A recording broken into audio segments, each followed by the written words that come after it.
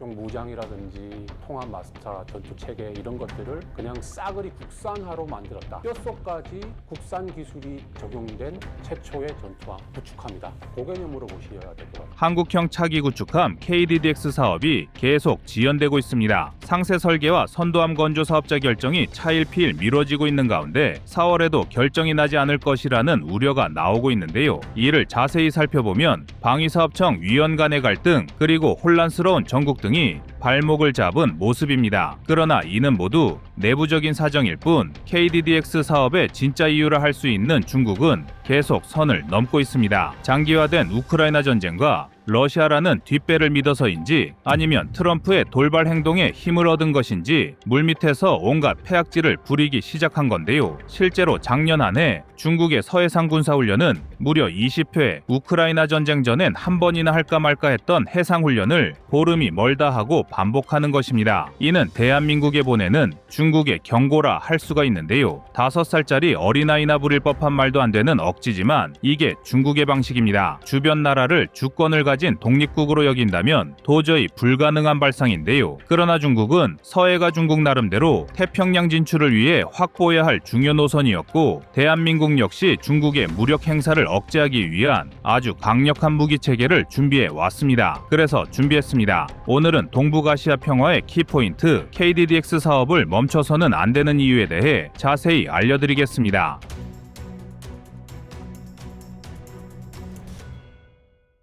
KDDX는 전장 156m, 전폭 19m의 경하 배수량 기준 7,000톤급으로 기존의 충무공 이순신급 구축함보다 크고 세종대왕급 이지스 구축함보다는 약간 작은 수준인데요. 즉 이지스 시스템을 탑재하지 않은 구축함으로는 최대 크기입니다. 오죽하면 미니 이지스함으로 불릴 정도인데요. 게다가 무장은 더욱 화려합니다. 우선 기본 무장으로 127mm 함포와 더불어 국산 시위즈2가 기본 무장으로 탑재되어 있는데요. 또 핵심 무장으로 항공기 및 순항 유도탄에 대한 요격 기능을 갖춘 국산 함대공 유도탄2 16개와 홍상어 대잠어뢰, 청상어 대잠경어뢰, 해공 방어 유도탄을 발사할 수 있는 KLVS 1264셀이 탑재될 예정입니다. 정리하자면 근접 영역부터 대공, 대잠, 대함 모든 영역에 대한 공격 능력을 갖춘 건데요. 구축함이라는 이름에 맞게 해상의 모든 공간에 대한 타격 역량을 확보한 것입니다. 그리고 KDDX의 진짜 놀라운 점은 우리 해군 구축함 최초로 파도관통형 선형 디자인이 채택했다는 것입니다. 즉 미국의 주멀트급 구축함과 마찬가지로 구조적으로 스텔스 성능을 증가시킨 건데요. 또한 선체 저항과 동요가 감소해 전투원의 생존성이 크게 높였습니다. 현대식 선박 또한 항공기 못지않게 스텔스 성능이 중요해지면서 기존의 복잡한 마스트는 피탄 면적을 늘리기만 할 뿐이었습니다. 하지만 KDDX의 통합 마스트는 레이더 피탄 면적과 근접화기 피탄 면적을 동시에 감소시킨 것은 물론 세계 최초로 듀얼밴드 다기능 레이더가 장착되었는데요. 적외선 탐지 추적 장비는 물론 장거리 대공 표적 및 탄도탄 탐지와 추적용 S밴드 레이더와 단거리 대공 표적 및 해면 표적 탐지와 추적이 가능한 X밴드 레이더를 동시에 운용할 수 있습니다. 이처럼 KDDX는 미니 이지스함이라는 이름에 걸맞게 순수 국내 기술로 만든 함대 방공 체계가 적용되었는데요. 무장은 물론 스텔스 성능과 기동성 등 모든 면에서 기존 한국형 구축함과는 차원이 다른 차기 구축함으로 전 세계 어떤 구축함과 견주어도 손색이 없을 만한 성능을 자랑합니다. 그런데 이쯤에서 문득 이런 생각이 드실 수도 있습니다. KDDX가 얼마나 강력하든 질보단 양이 중요한 것 아니냐는 것입니다. 실제로 현재 우리 해군에서 계획 중인 KDDX의 총수량은 6척, 절대 적은 양이 아니지만 중국의 물량 공세에 비하면 부족해 보이는 게 사실입니다. 오죽하면 일각에서는 해군 함정의 개발보다 미사일을 활용한 지역 거부권 행사가 더 효율적일 수 있다는 주장이 나올 정도인데요. 대한민국 미사일 기술이 하루가 다르게 발전하는 만큼 아예 연안에 접근조차 하지 못하게 미사일로 도배를 해버리자는 주장입니다. 실현 가능성을 떠나서 상당히 매력적인 전략인데요. 하지만 중국은 군함뿐만 아니라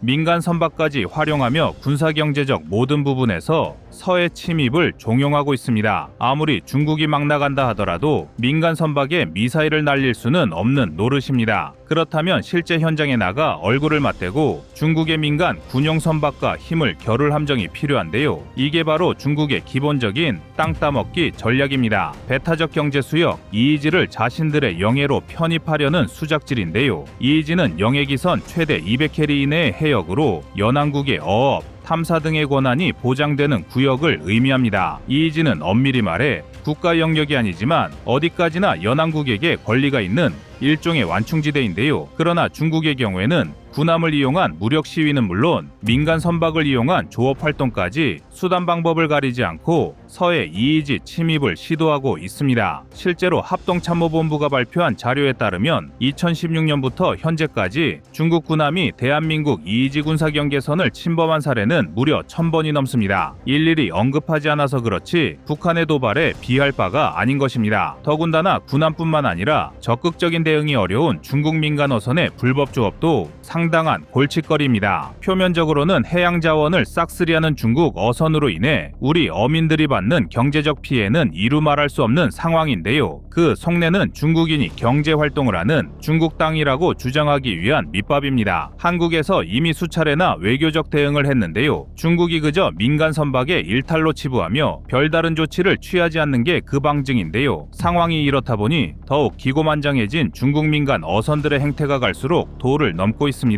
쇠창살을 두르고 죽창을 만들며 무장을 하는 것으로도 모자라 서로를 쇠사슬로 연결하면서까지 꾸역꾸역 서해로 기어들어오고 있습니다. 이 또한 이이지에 대한 영유권 주장에서 실효적 관할권을 주장하려는 의도적인 중국의 월권 행위라 볼 수 있는데요. 지난 2022년 12월 제주도 근방에서 발견된 중국 불법 어선의 초대형 범장망은 그 전초전이라 할 수 있습니다. 무려 300에서 500m에 달하는 길이와 폭과 높이는 자그마치 70m에 이르렀는데요. 이 범장망 그물단 3개에서만 무려 5톤 이상의 어족 자원이 발견되었을 정도입니다. 남의 나라 이이지에서 이런 행동을 하는 건 불법 행위고 도둑질, 강도나 다름없지만 중국은 이를 전략화해서 사용하는 것입니다. 중국이 불법 어선의 한국 침범을 허용하는 건 단순히 자국민의 어업 활동을 위해서가 아니라 다분히 전략적인 판단이 섞여 있는데요. 바로 중국의 태평양 진출을 위한 제1도련선의 확장입니다. 제1도련선은 과거 1982년 중국의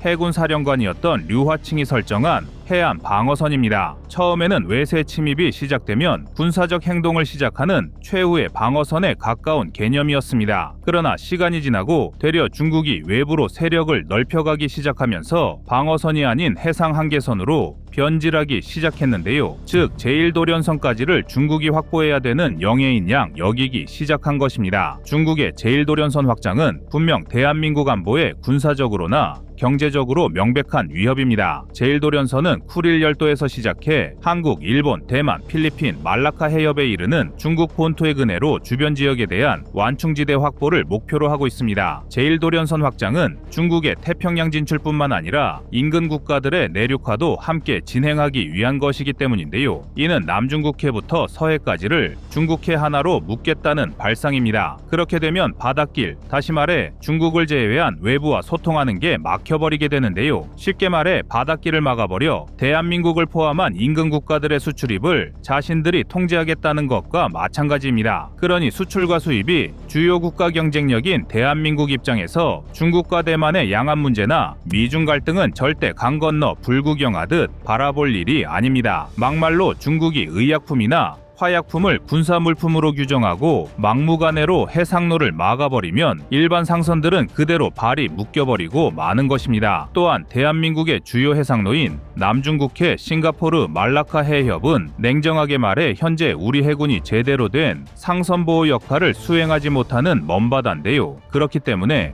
더욱 연안 방어에 집중되어 있던 방어 전략을 먼바다에서도 작전이 가능한 원양 해군력 향상에 역량을 집중해야 하는 이유입니다. 한국에게 원양 해군력은 생존이 걸린 문제인데요. 그리고 이를 위한 대한민국의 전략이 바로 KDDX인 것입니다. 물론 7,000톤급 KDDX 몇 척이 추가되었다고 중국을 온전히 막는 것은 불가능합니다. 하지만 전략적 관점에서 보면 얘기가 다른데요. KDDX 개발을 통해 대한민국이 노리고 있는 것은 바로 우리 해군의 수건 사업이기도 한 기동함대의 창단입니다. 세종대왕급 이지스함 2척, 미니 이지스함인 KDDX 2척, 마지막으로 충무공 이순신급 구축함 2척 등 6척으로 이루어진 3개의 기동전단을 총 18척 1개 기동함대로 창단하는 것이 목표입니다. 우리 해군이 미래 해상 전략을 위해 준비하는 666 기동함대인데요. 현재 대한민국은 이미 세종대왕급 이지스함 3척과 충무공 이순신급 6척을 보유 중입니다. 여기에 세종대왕급 3척과 KDDX 6척을 추가 건조에 박차를 가하고 있는데요. 쉽게 말해 중국 해군을 상대로 전면 해상전에서 압도적인 승리는 불가능하더라도 적어도 우리 바다 안에서는 물리적 세력적 우세를 선점하겠다는 것입니다. 제1도련선의 모든 영역에서 중국 해군을 막아내는 건 사실상 불가능하니 범위를 좁혀서 딱 우리에게 필요한 만큼의 영역을 확보하겠다는 건데요. 이러한 관점에서 군사 전문가들이 한국 해군의 666 기동함대 편제가 중국을 압도하지는 못할지라도 상대적 균형이 가능한 전력 수준이라고 평가하는 이유입니다. 그러나 현재 복잡한 국내 상황에서 KDDX 사업은 갈피를 못 잡고 있는데요. 방사청이 한국 국방의 기초 체력 강화에 방해가 되고 있다라는 비판마저 나오고 있습니다. 이에 대한 민국은 내부 결속을 다지고 중국 그리고 북한이라는 적을 향해 다시 칼을 갈아야 할 날이 다가오고 있는데요. 예전에 보여줬던 자주국방에 대한 의지를 다시 한번 증명하기 기원합니다.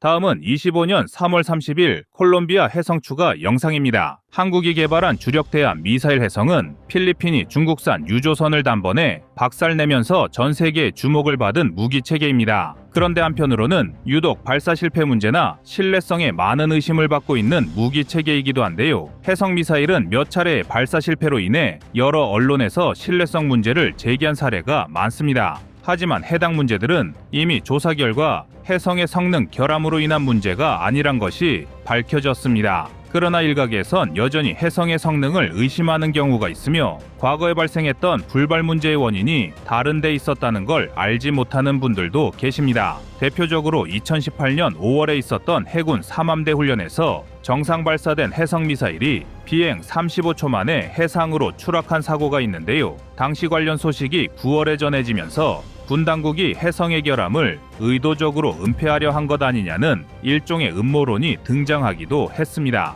하지만 해당 사건은 절대로 해성의 성능이 뒤떨어지거나 결함이 있어서 발생한 문제가 아니었습니다. 해성은 발사 직후 일정 시간 동안 적 표적을 탐지하지 못하면 민간이나 아군의 불필요한 피해를 유발하지 않도록 바다로 추락하는 일종의 자폭 기능을 장착하고 있습니다. 만약 표적을 탐지하지 못한 미사일이 아군 지역에 떨어진다면 자칫 큰 피해가 발생할 수 있기 때문에 표적 탐지 불가 시 피해 위험이 적은 바다로 향하도록 설계한 것인데요. 이때 자폭까지 걸리는 시간 세팅을 훈련 참가 인원이 실수로 35초에 맞추다 보니 발생한 문제였습니다. 즉, 사용자의 훈련 숙달과 집중도 문제였을 뿐 미사일의 성능 자체에는 전혀 문제가 없던 것인데 우리 군은 여기에 그치지 않고 오히려 미사일의 소프트웨어에 시간 장입 실수를 거를 수 있는 설정을 추가함으로써 더 높은 신뢰성을 확보하기 위해 노력했습니다. 게다가 해성의 불발 사태는 해외에서도 있었습니다. 해성의 성능 논란을 불러왔던 국가는 다름 아닌 콜롬비아인데요. 지금 추가로 해성 미사일을 군함에 탑재하려는 콜롬비아에서 이러한 일이 발생했다는 것이 상당히 의외입니다. 콜롬비아는 일찍부터 해성 미사일을 도입하여 자국군의 무장 체계로 활용하고 있었으나 훈련 과정에서 해성이 불발되는 사태가 발생하며 수출의 적신호가 켜지는 듯 했습니다. 하지만 해당 문제는 조사 결과 단순한 해프닝에 불과했다는 것이 밝혀졌는데 미사일의 설정을 한국처럼 북반구로 설정했던 것이 문제였습니다. 콜롬비아는 적도 부근에 위치한 나라로 국토의 일부는 남방호에 걸쳐 있는 등 한국에서의 사용과는 다르게 미사일을 설정하고 운용했어야 하지만 운용자의 실수로 인해 이러한 작전 지역의 차이를 고려하지 않았다가 불필요한 오해를 산 것입니다. 이처럼 해성의 불발 사태는 미사일의 결함이 있기 때문이 아니라 운용자의 실수로 인해 발생한 문제였으며 이러한 문제는 병사들의 훈련 수준이 높아지면 자연스럽게 해결할 수 있는 문제입니다. 그러나 일부 언론 등에서 정확한 문제 원인이 파악되기 전에 과도할 정도로 해성의 신뢰도 의혹을 제기하는 바람에 아직도 일부 국민들은 잘못된 오해를 하는 경우가 있는데요. 하지만 콜롬비아 측에서 네덜란드 조선소가 제작한 군함의 해성을 탑재한다면 이러한 오해를 해소하고 우리 대한민국의 미사일 전력이 재조명받는 계기가 될 것입니다. 현재 콜롬비아는 자국의 국영 조선소가 네덜란드의 다멘 조선소와 협력하여 새로운 호위함을 건조하고 있는데 한국의 방산업체는 다멘 조선소와 해성 미사일 탑재를 논의하고 있습니다. 또한 해성 이외에도 콜롬비아가 개최한 방산 전시회에서 청상어, 경어뢰 등을 선보인 바 있어 한국 해군이 운용하고 있는 다양한 무기 체계가 콜롬비아로 수출될 확률이 높은 상황입니다. 그렇다면 해성은 어떤 장점을 갖추고 있어 콜롬비아의 사랑을 독차지하고 있는 걸까요? 해성은 최대 사거리가 180km 이상으로 대한미사일의 대표 주자인 하푼보다 우수한 사거리를 보유하고 있습니다. 하푼 미사일은 공대함, 함대함, 잠대함 등 다양한 방식으로 적 함정을 타격할 수 있는데 공중에서 투사하는 AGM-84D는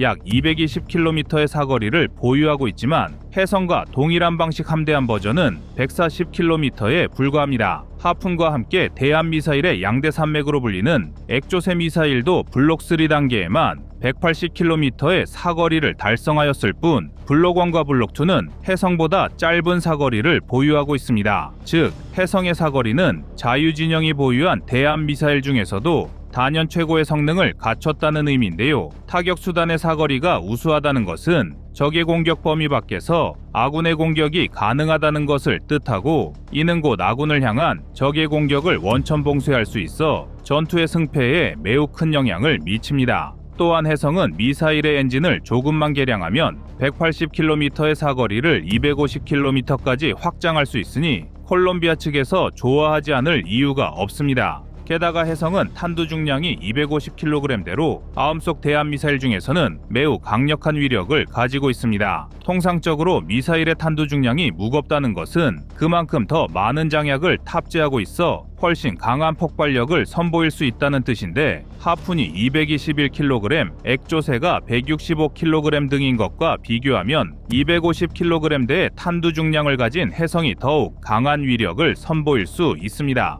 250kg의 탄두 위력이 어느 정도인지 쉽게 감이 오지 않을 수도 있는데요. 러시아 우크라이나 전쟁에서 만재 배수량 12,000톤급의 슬라바급 순양함을 격침시킨 R-360 넵튠 미사일의 탄두 중량이 150kg 수준이었으니 250kg대의 탄두 중량을 가진 해성은 사실상 항공모함 정도를 제외하면 격침하지 못할 군함은 없다고 봐도 무방합니다. 일례로 미국의 알레이버크급 구축함은 플라이트 3를 기준으로 9,800톤의 만재 배수량을 지니고 있으며 주말트급 구축함은 16,000톤의 만재 배수량을 지니고 있습니다. 또한 중국의 차기 주력 구축함인 055형 구축함은 추정 만재 배수량이 13,000톤이니 사실상 미국, 러시아, 중국 등 세계 최정상급 군사강국들의 주력 함정도 1만 톤 내외의 배수량 규모를 지니고 있습니다. 다시 말해 150kg의 탄두 중량을 가진 대한미사일조차 1만 톤 이상의 체급을 지닌 적 함정을 격침할 수 있는 상황에서 250kg대의 탄두 중량을 가진 해성은 적이 어떤 함정을 끌고 오더라도 모조리 박살 낼 수 있는 위력을 선보일 것입니다. 이 밖에도 해성은 최대 8개의 변침점을 통해 아군의 함정과 섬들을 피할 수 있도록 설계되었으며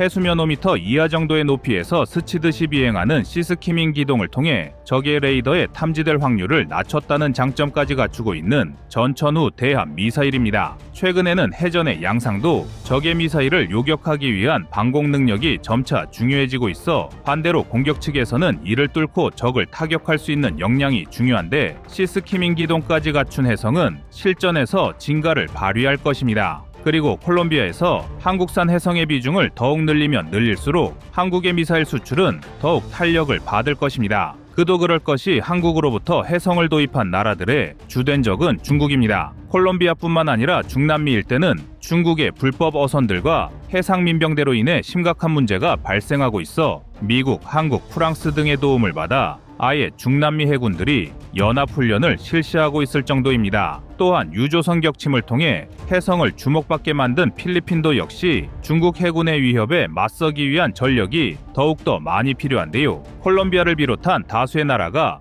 해성을 탑재하고 임무를 수행하게 되면 유사한 안보 환경을 가진 나라들에서도 얼마든지 해성 도입을 검토할 수 있다는 것입니다. 특히 해상에서 중국은 아예 우방이 없는 것과 마찬가지인 상황입니다. 그나마 파키스탄이 중국과 우호적인 관계를 형성하고 군사 분야의 협력을 이어가고 있지만 파키스탄은 인도 건너편에 위치하고 있어 서해 남중국해 태평양 등에서 중국 해군을 도울 수 있는 여력이 아예 없으며 태평양 근처에 위치한 대다수의 나라들은 중국 해군과 적대적인 관계를 유지하고 있는데요. 이는 곧 해성 도입을 검토해 볼 수 있는 나라들이 차고 넘친다는 것을 말합니다. 따라서 한국은 콜롬비아 해군 함정에 해성을 추가함과 동시에 더 많은 국가들이 해성 대함 미사일을 탑재할 수 있도록 협력 관계를 구축해야 합니다. 앞으로 해성 미사일은 중국 해군의 발호를 저지하고 인도 태평양 일대의 평화를 유지하는 선봉장 역할을 수행할 것입니다. 이상 꺼리튜브의 두 번째 미션이었습니다.